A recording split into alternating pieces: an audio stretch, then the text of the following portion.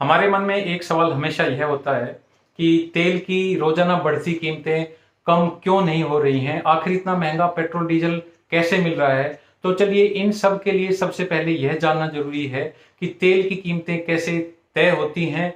आम आदमी तक डीजल या पेट्रोल जिस कीमत पर पहुंच रहा है उसे आखिर तय कैसे किया जाता है।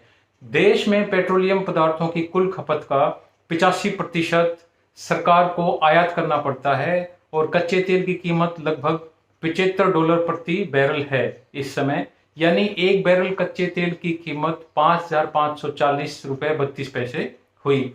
अब एक बैरल में 159 लीटर होता है, तो प्रति लीटर कच्चे तेल की कीमत ₹34.84 हुई। तो इस प्रकार अब हम यह कह सकते हैं कि तेल की खरीद के बाद भारत लाने में ट्रांसपोर्ट का खर्चा भी होता है।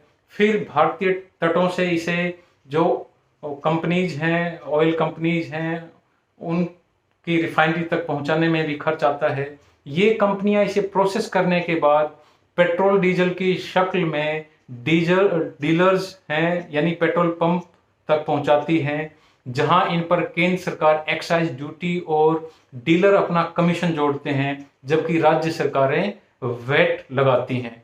तो इस प्रकार जिस कीमत पर ग्राहक पेट्रोल डीजल खरीदते हैं उस पर उन्हें बेतहाशा टैक्स देना पड़ रहा है। पेट्रोल और डीजल की कीमतें रोजाना बदलती हैं, इसलिए ये कीमत भी रोजाना के हिसाब से कम अधिक होती रहती है। पिछले 6 महीनों के दौरान यदि हम देखें तो पेट्रोल और डीजल से होने वाले जो केंद्र सरकार की कमाई है वो उसमें 300% तक की वृद्धि हुई है। पिछले 6 साल में पेट्रोल डीजल से होने वाली केंद्र सरकार की कमाई में 300% की वृद्धि है।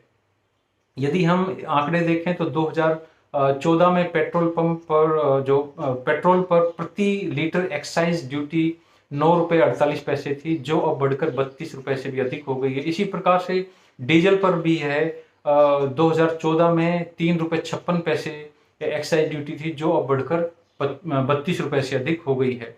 फिर पेट्रोल और डीजल से सरकारी नियंत्रण हटाने की यदि हम बात करें तो देश में आई आर्थिक मंदी के बाद यूपीए सरकार ने ही पेट्रोल की कीमतों को सरकारी नियंत्रण से मुक्त कर दिया था, यानी इसे रेगुलेट कर दिया था, डीरेगुलेट।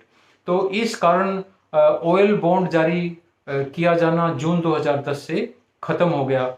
ऑयल बॉन्ड वो सिक्योरिटीज होते हैं जिसे सरकारें नगद सब्सिडी के बदले तेल कंपनियों को दिया करती हैं। सरकारी नियंत्रण समाप्त होने का अर्थ था कि जैसे जैसे अंतर्राष्ट्रीय बाजार में तेल की कीमतें बढ़ेंगी, देश में तेल कंपनियां उसी हिसाब से उनकी कीमतें बाजार में रखेंगी, तय करेंगी।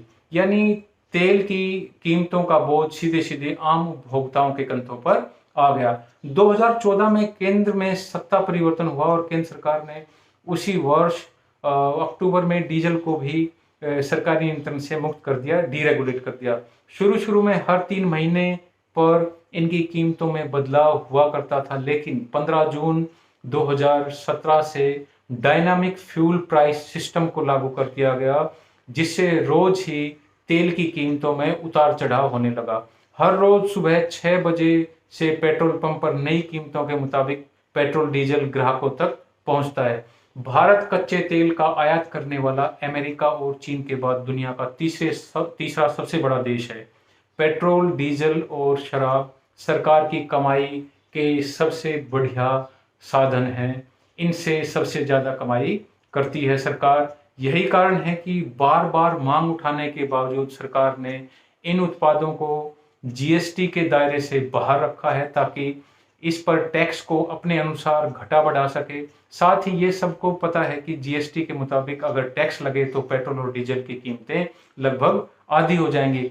इतना ही नहीं, पेट्रोल और डीजल की कीमतों को लेकर सरकार की मंशा इससे भी स्पष्ट है कि कोरोना महामारी के दौरान कच्चे तेल की कीमतें काफी नीचे आई, लेकिन सरकार ने पेट्रोल डीजल की कीमतें कम नहीं होने दी। तो अब ऐसे में पेट्रोल डीजल की कीमतों के कम होने की आशा करना बेमानी ही होगा।